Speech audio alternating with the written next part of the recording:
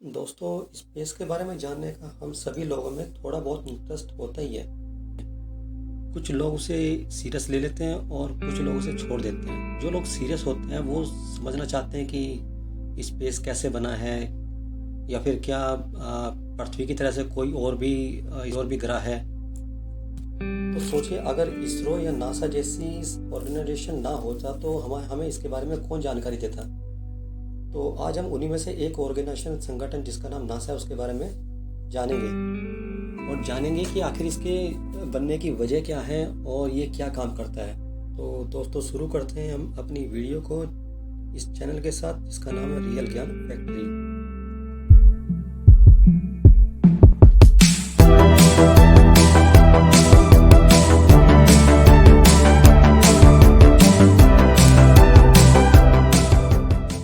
दोस्तों, इससे पहले कि मैं नासा के बारे में आपसे कुछ और जानकारी शेयर करूं, हम जान लेते हैं कि नासा के आखिर बनने की वजह क्या है, क्यों अमेरिका को नासा बनाने की जरूरत पड़ी। तो दोस्तों, ये शुरू होता है द्वितीय विश्व युद्ध से। द्वितीय विश्व युद्ध के बाद से दो देश, रूस और अमेरिका, दो बड़ी ताकत बने और दोनों में शीत युद्ध चल रहा था। 1957 में सोवियत संघ ने अपने संस्थान से स्पुतनिक नामक सैटेलाइट को अंतरिक्ष में भेजा और अमेरिका को भी लगा कि मैं कहीं पीछे न रह जाऊं। इस वजह से अमेरिका भी अंतरिक्ष संस्थान बनाने की दिशा में काम करने लगा और जन्म हुआ नासा का। नासा की स्थापना 1 अक्टूबर 1958 को की गई थी और ये संयुक्त राज्य अमेरिका के वॉशिंगटन डीसी में स्थित है। नासा एक अमेरिकी सरकारी संस्थान है जो अंतरिक्ष से जुड़े विज्ञान और टेक्नोलॉजी के लिए काम करती है, और इस संगठन के गठन के पीछे का मुख्य उद्देश्य था अमेरिका को अंतरिक्ष एक्सप्लोरेशन में आगे बढ़ाना और साथ ही एरोनॉटिक्स रिसर्च के क्षेत्र में अमेरिका को विकसित करना। तो नासा करता क्या है, ये इसके बारे में जानते हैं। इसके द्वारा पृथ्वी के ऑर्बिट में छोड़े गए सैटेलाइट हमारी पृथ्वी की ढेर सारी जानकारी हमें देते हैं और एस्ट्रोनॉट्स अंतरिक्ष में जाकर ऑर्बिट में अनेक रिसर्च करते रहते हैं। नासा का एक ही मोटो है, for the benefit of all, यानी कि सभी के लाभ के लिए। और वर्तमान में नासा के अध्यक्ष है जिम ब्रेडस्टाइन। तो दोस्तों, ये तो था अभी तक नासा का इंट्रोडक्शन। अब हम बात करेंगे नासा के प्रोजेक्ट के बारे में। अगर मैं सभी प्रोजेक्ट की बात करूं तो लिस्ट काफ़ी लंबी हो जाएगी, इसलिए मैं कुछ महत्वपूर्ण प्रोजेक्ट के बारे में आपसे चर्चा करूंगा। तो 1961 ईस्वी में एलन बी शेफर्ड जूनियर अंतरिक्ष में जाने वाले पहले इंसान बने और इसी साल प्रेसिडेंट कैनेडी ने चांद मिशन के बारे में बहुत फेमस भाषण दिया था। उसके बारे चलाया गया प्रोजेक्ट वाइजर 1 और वाइजर 2 ने शनि के बृहस्पति ग्रह के बारे में काफ़ी महत्वपूर्ण जानकारी हमें दी और कई महत्वपूर्ण खोजें भी की। इसने बृहस्पति के चारों तरफ फैले छल्लों के बारे में हमें बताया था। इसके बाद हम बात करते हैं अपोलो की। अपोलो को सभी जानते हैं। 10 जुलाई 1969 को इंटरनेशनल समय के अनुसार 8:17 पर चांद पर अपोलो 11 अंतरिक्ष यान को चांद की सतह पर उतारा गया था। इस मिशन को पूरा करके अमेरिका के नील आर्मस्ट्रांग और बज एल्ड्रिन वो इंसान बने जिन्होंने चांद उतार कर एक सुनहरा इतिहास रच दिया था, जिसके बारे में हम आज भी चर्चा करते हैं। इसने मानव इतिहास की महत्वाकांक्षाओं को एक अलग ही दिशा में पहुंचा दिया था। ये नासा का अब तक का सबसे बड़ा और सबसे महान अंतरिक्ष मिशन था जो बहुत ज़्यादा फेमस हुआ। इनमें इस अपोलो 11 की मदद से चांद पर मानव को उतारा और इतिहास रचा गया। अपोलो मिशन को अमेरिका ने तब किया जब उसे लगा कि वो सोवियत संघ से अंतरिक्ष के क्षेत्र में पिछड़ रहा है।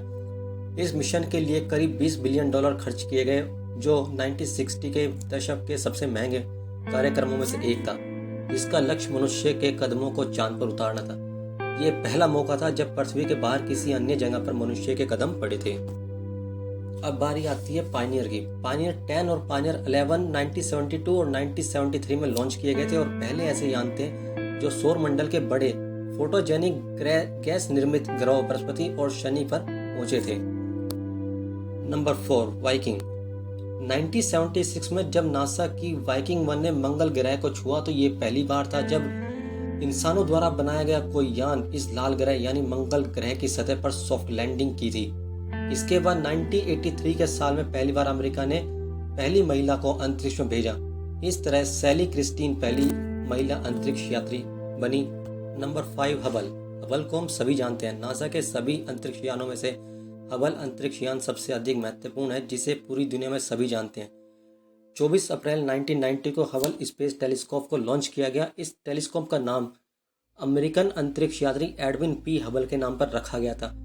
डॉक्टर हबल ने बिग बैंग थ्योरी के बारे में बताया और यह भी बताया था कि यह अंतरिक्ष लगातार फैलता जा रहा है। उसके बाद नासा और ESA यानी यूरोपीय स्पेस एसोसिएशन ने मिलकर एक मिशन को करने का फैसला लिया।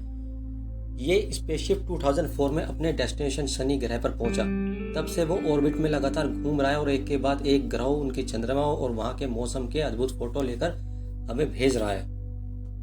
इंटरनेशनल स्पेस स्टेशन, यहाँ पर अभी तक करीब 18 देशों के 230 यात्री इस स्पेस स्टेशन पर जाकर वापस आ चुके हैं। मानव निर्मित ये एक बहुत बड़ा प्रोजेक्ट था जो अंतरिक्ष में भेजा गया था और इसमें लगातार नए नए एक्सपेरिमेंट और प्रोजेक्ट भी पूरे किए जाते हैं।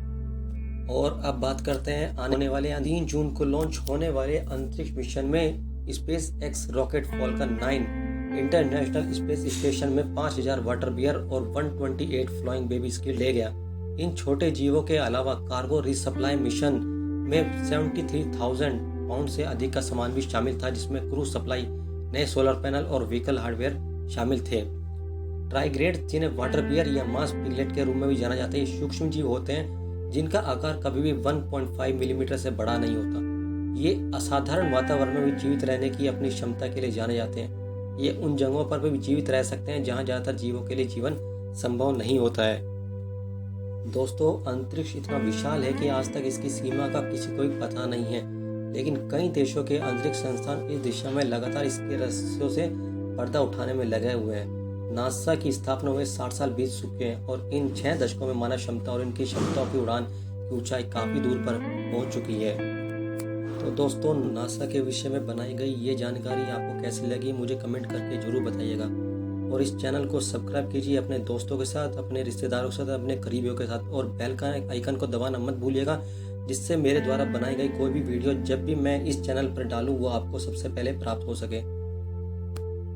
तो दोस्तों, इसी जानकारी के साथ मैं आपसे विदा लेता हूं। मिलते हैं अपनी नेक्स्ट वीडियो में। Thank you so much. Thanks for watching.